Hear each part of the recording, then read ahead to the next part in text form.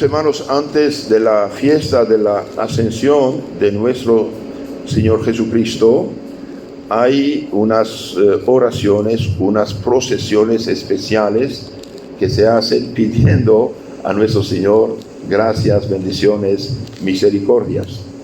Y en el Catecismo Mayor del Papa San Pío X, en el capítulo 10 de la segunda parte, que es liturgia, pregunta 80 y siguiente, dice esto: ¿qué hace la Iglesia el día de San Marcos y los 3 días de rogativas menores?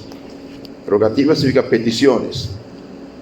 El día de San Marcos y los 3 días de rogativas menores hace la Iglesia procesiones y rogativas solemnes para aplacar a Dios y hacerle propicio, favorable a nosotros, a fin de que nos perdone los pecados, aparte de nosotros sus castigos, bendiga los frutos de la tierra que empiezan a aparecer y promueva a nuestras necesidades, así espirituales como corporales, como materiales. Entonces se hacen oraciones especiales, normalmente en los tiempos pasados y en los campos, en las aldeas, procesiones en los campos. Entonces se llevan la Santa Cruz en procesión, la gente cantando y pidiendo, haciendo la litanía de los santos, que está de hecho en el misal muy bonita. ¿Y qué se pide? Bien, en estas oraciones llamadas rogativas, peticiones, rogar es pedir en latín, en estas oraciones solemnes se pide a Dios para aplacar su ira, que merece nuestros pecados, que hacerlo propicio, es favorable a nosotros, a fin de que nos perdone ¿qué? Los pecados, y aparten de nosotros sus castigos. Porque ¿qué es lo que da poder al diablo? Es el pecado. Entonces la conversión ayuda. Se lee en la historia que en tiempo de Carlos Magno, en los años 800, en un exorcismo, cuando el sacerdote, por el poder de Cristo, hace oración de expulsar el demonio tiene que obedecer y no puede mentir. ¿Por qué? Porque Cristo actúa en la persona de su ministro. Entonces el sacerdote expulsa el demonio del cuerpo del poseído y le pregunta por qué hay tantos problemas actualmente en la sociedad. Y el demonio dice: por los pecados que hay. Mientras más hay pecados, más tenemos poder sobre los hombres.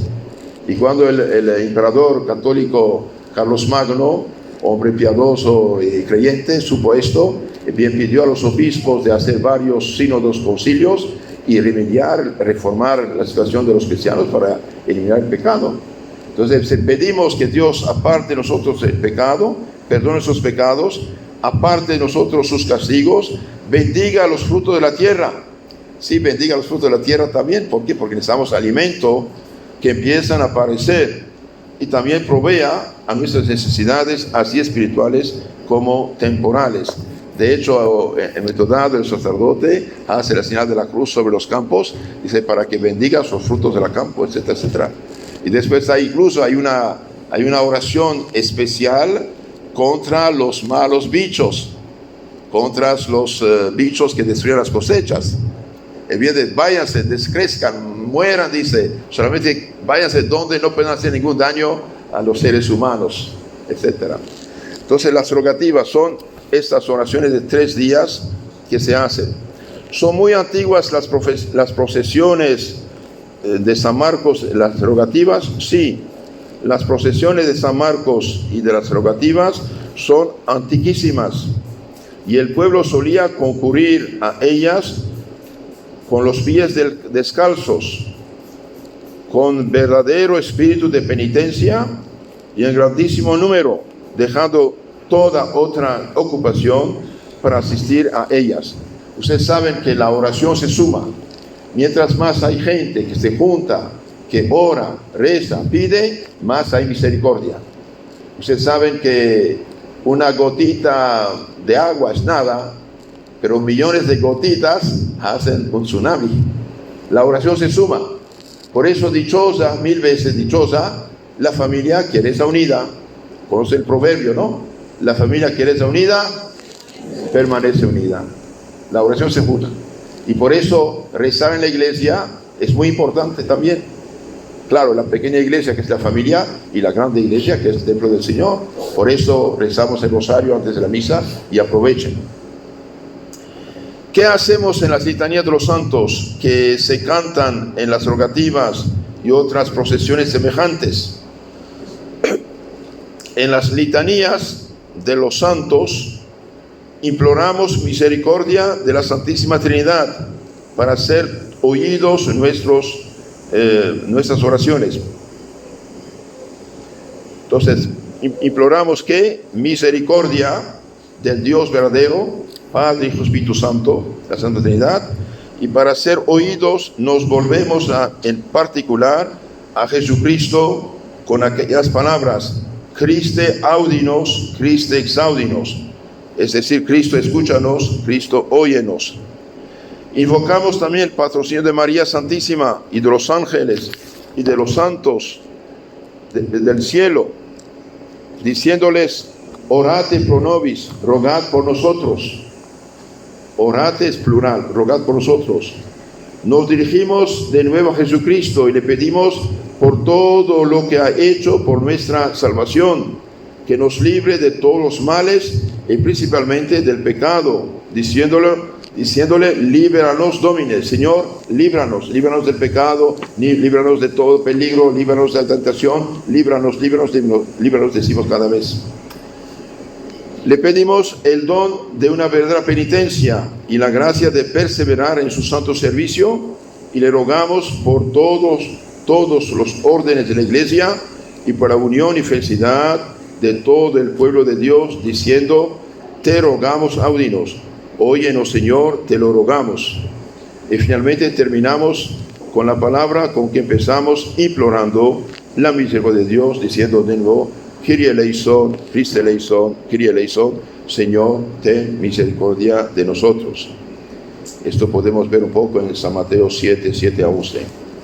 Entonces, la litanía de los santos, queridos hermanos, es muy hermosa. Les aconsejo rezarla de vez en cuando. Ayuda mucho. Pero también empaparnos de lo que dice y hacerla con fe, claro. ¿Cómo hemos de recurrir a las procesiones? No solamente de las litanías derogativas, también cuando hay procesiones de la Virgen, de Cristo, etc. No es un turismo, es un acto religioso. Y bien, hemos de concurrir a las procesiones con buen orden y con verdadero espíritu de penitencia y oración, cantando despacio y con piedad lo que canta la Iglesia, o si no lo sabemos, uniéndonos por el corazón y rezando en particular.